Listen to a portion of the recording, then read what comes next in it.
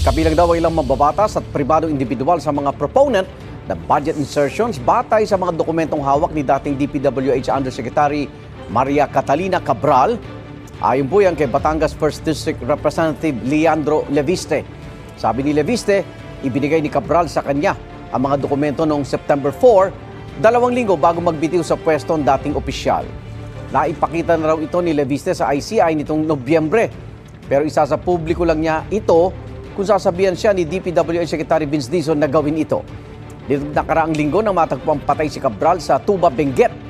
Naidala na kahapon ang kanyang labi sa isang punerarya sa Quezon City.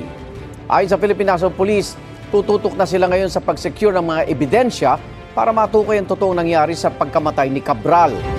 Tumutulong na rin daw ang PNP sa pagkalap ng ebidensya sa posibleng makakatulong sa investigasyon kaugnay sa issue naman ng flood control.